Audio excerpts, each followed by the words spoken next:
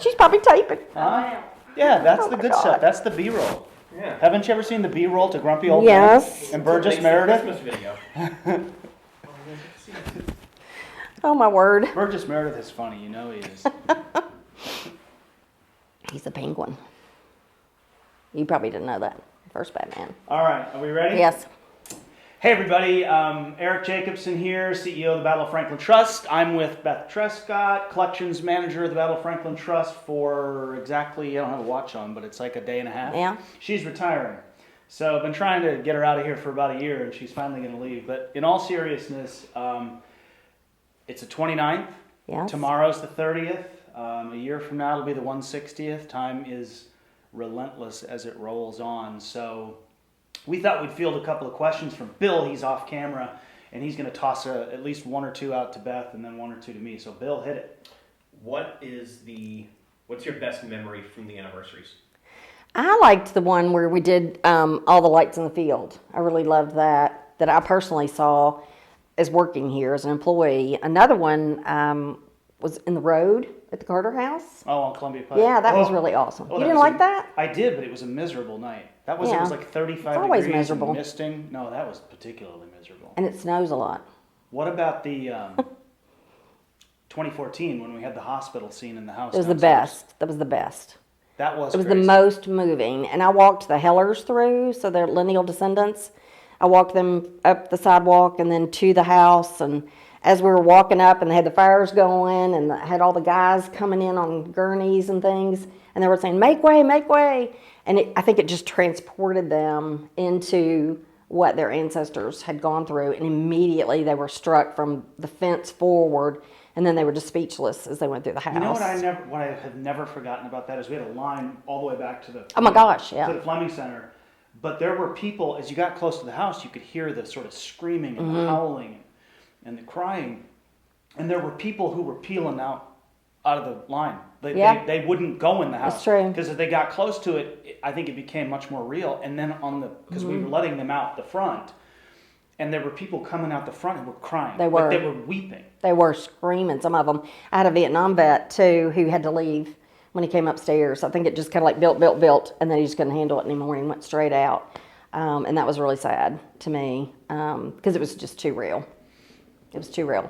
Seeing the boys in the corners, you know. And they wouldn't interact with the guests, which was an intentional decision on our part because it heightens the sort of perceived reality. Like you can't have a conversation with someone who's been gone for 100 years. Exactly. And so it was a way to kind of look into the rooms and look into the past. And it was almost like, you know, a strange sort of detached observation. It was, and it was really like you were transported. That's the word I keep thinking of. I remember coming back in the house after it was over, and it was quiet, and thinking, oh my goodness, I don't know that we should ever do it again.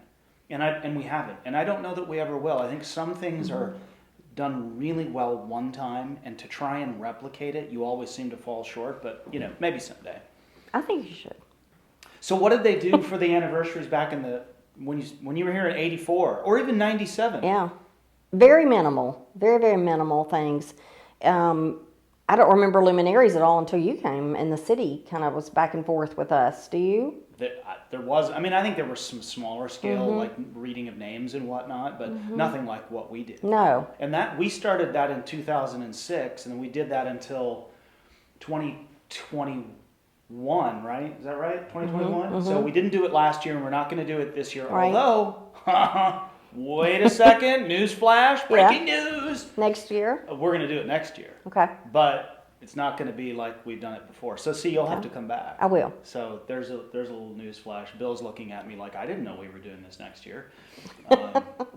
Grand scale. Yeah, well, Lots maybe of we'll light candles. candles again. You 'Cause, should. we had those funny little tea lights for years. Oh my gosh, with the wooden blocks. We used to lit candles with till your wrist was almost broken. And the bags burned. And then we did it in the square, and then we did it at Carter House, and then we lit the field on fire on the battlefield once, and then we did it here, and then It's it rained. beautiful. Then it rained us out, then it snowed us out, then COVID hit. So, you know, it's Seen a lot of life. the anniversary's taken, you know, lots of different twists and turns. What else you got, Bill?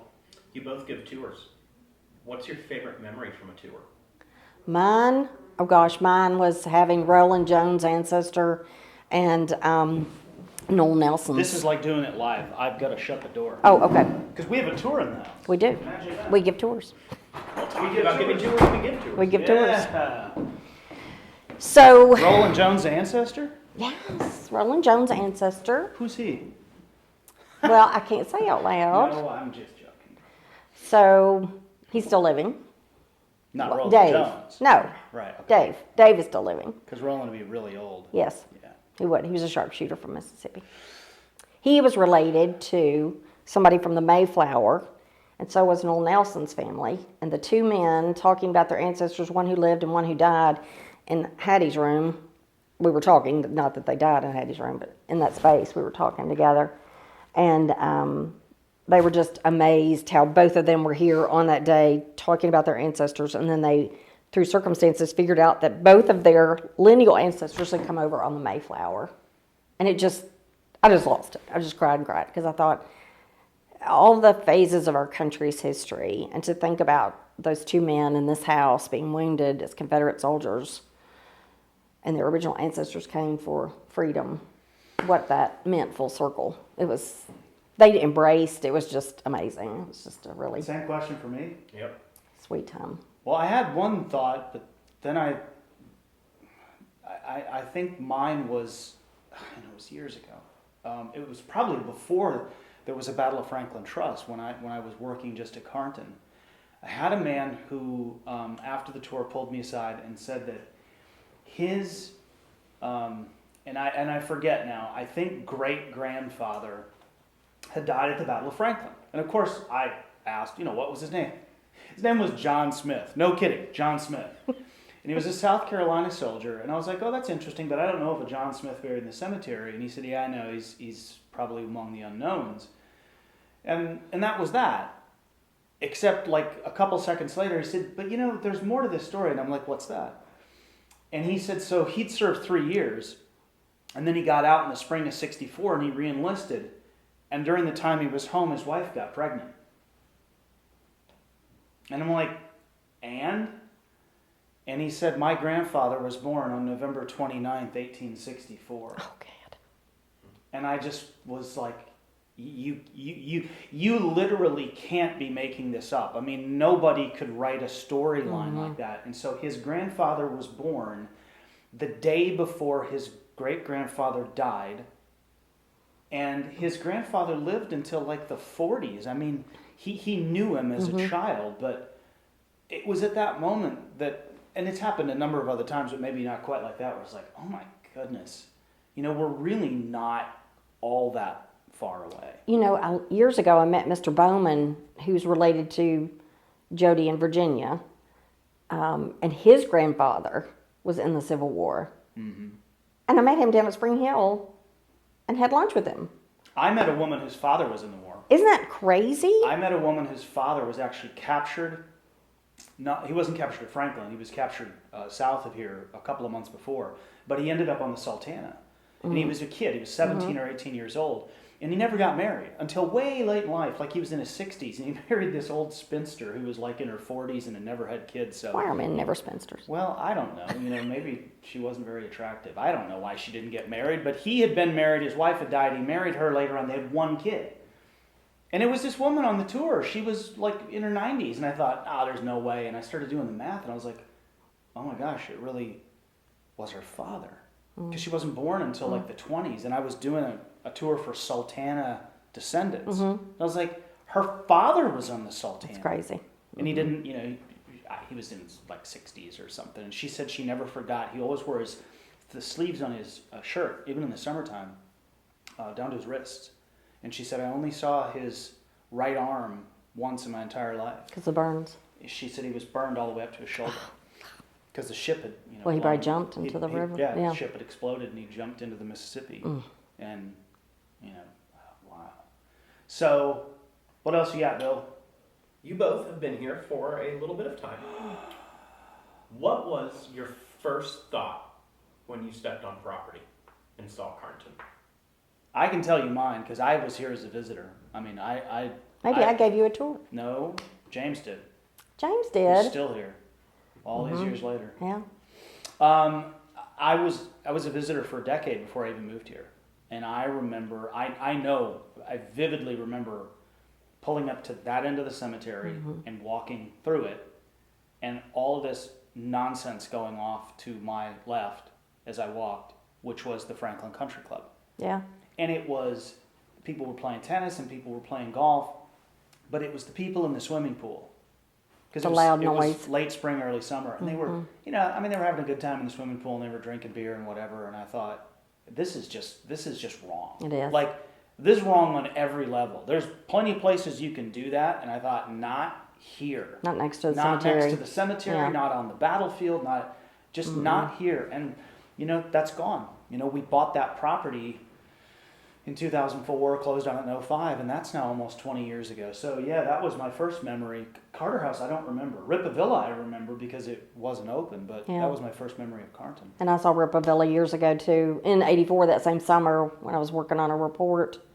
And a lady I worked with at the State Museum took me. It was Hesta Munns. And she was still alive. She That was right was. before she died. Yeah. Because she died in like February of 85. Isn't that crazy? Wow. See, I'm really Old old. Hesta. They But said we're you only could 10 years apart. They said you could drive. Who looks better? You could see her driving down the road, and all you could see were her hands and cigarette smoke going out the window. I didn't see her Which I drive. hope that's really a true story. I don't know. What They were else? crazy. What else? What else should we talk about? What is the anniversary? What does it mean 159 years later? I didn't answer my question.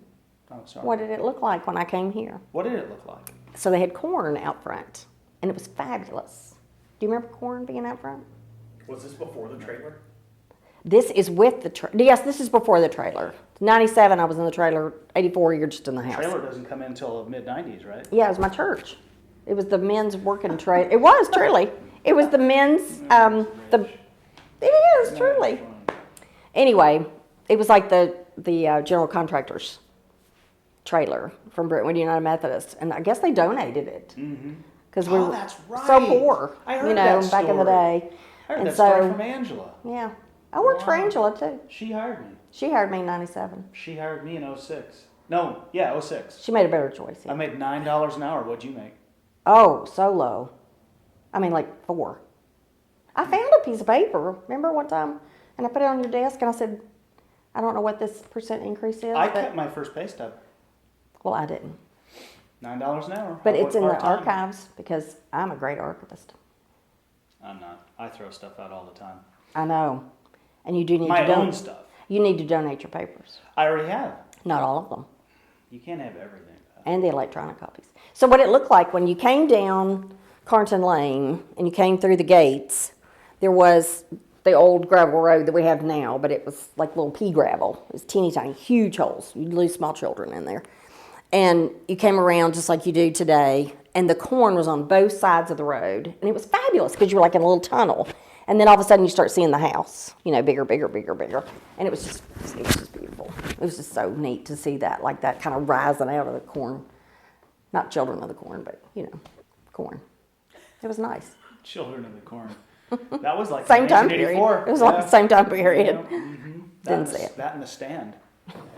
I didn't see it either. Oh, that's so great. That's a great book. What about the anniversary? It's a somber time, but what? Well, I liked when we started reading the names, and I thought that was really. I couldn't do it. I volunteered maybe 2 or 3 years ago to read it, and I just thought, no, forget it. I'll cry. I just can't do it. What does it mean today? Oh What does it mean? What did it mean then? What does it mean today? What does it mean 20 or 30 years from now? Always the same. Just the loss of life, the senselessness to me of the loss of those young boys. It's so sad. You can't be on a battlefield anywhere and not remember the pain that those kids endured. And as a parent and a grandparent and a sweetheart, you just can't imagine the loss. You really can't. It doesn't go away. Maybe it gets better, but it doesn't go away. Yeah, I think that's true. It was true then, obviously, because it was much more personal. But it is true today, and it is somewhat senseless. But that's one of the curses of human beings. We've made war on each other ever since we could beat each other with a stick or throw a rock at one another, and so now we figure out bigger and better kinds of weapons to fight with. But I do believe that part of the I know this when I wrote my first book, that I felt that the evidence was pretty clear that this war was unavoidable. And that's something I tried to tell people. You know, I'll hear times people say, well, why we should have compromised more, it could have been avoided. And I was like, no, it couldn't be avoided. And, you know, the country had reached this, well, Shelby Foote said we'd reached a crossroads. And I met him too. That's how old I am. wow, I never met Shelby Foote. I But lived then, in- you know, speaking of, think about that. Think about that between when you started, when you came back, and now, and how Ken Burns' series sort of reignited an Oh, interest so in war fabulous, 30 yeah. years ago. And I think that what we are looking at now as we approach because it's already the 160th, like this was the 160th anniversary of Gettysburg and Vicksburg and the Gettysburg Address. And so next year will be the 160th of everything from, you know, the wilderness to Atlanta to Franklin. But I think it's an opportunity for everyone watching who visits, whether it's a national park site or a site like Carnton or Carter House or Rippa Villa, to really reckon with what happened. And that we are still impacted by it. You know, We are. The residual effects of the war lingered much longer, I think, than some of the pain and the suffering from the war. It became generational. And how we remember it, you know, we went from how the veterans remembered it, which was extraordinarily personal, to remember the daughters. Not even we're old enough to remember like the 50s and the 60s, which was you know, hoorah, celebration, Right. you know, kind of thing. And we've brought that back. We'll get James for that. We've tried to bring back this idea that it isn't about celebrating, it's about remembering. And it is about remembering what happened, not just here, The whole country. but the entire country. And that the country survived somehow. And that we've struggled with that. You know, we've struggled with the legacy of it to this day. The thing I think that bothers me the most about it is people forget the price that was paid and the pain and the suffering. And for some reason, they seem to want to reignite that in some ways. Yeah. And I wish that they knew more about history so they could know how it hurt everybody. Well, tomorrow will be an interesting day. You're retiring. It's the 159th anniversary. And you've done great work. Thank you. You know, Do I get a bonus? No, Oh, no, it's time to go. no. Actually, you do. Do I? Yeah, Peppermint candy? $50, $75 or something. Jeez. I all of us who work here, you know, have a window, and we'll be gone. You know, there were people who came before us. There are those of us who are here now. We've had a number of people leave just over the last year or two, retired, moved on. And that continues as well. And they will inherit, you know, what we have done or what we have not done. And they will live in a very different world, and they'll have to interpret, you know, facts that don't change, but how people view history does. And I think you're right. We are often caught in the middle of this wild tumult between differing political factions, Definitely. which are contributory to different social factions. And we're in the middle. And it's our job to cultivate a wide swath of the middle and not, you know, I think succumb to, as Lincoln said, gravitate toward the better angels of our nature. Absolutely. Not the worse angels. Or the Who extremes. think they either own history or they don't like history. And so, any last words on your day before retirement? Thank you very much. Thank you.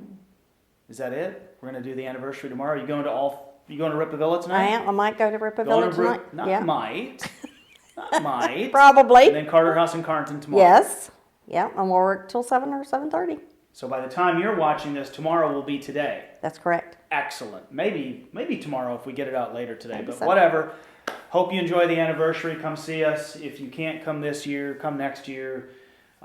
Continue to support us and come see all the hard work Beth's done through the years. Thanks, Beth. Thank you. All right. That was long.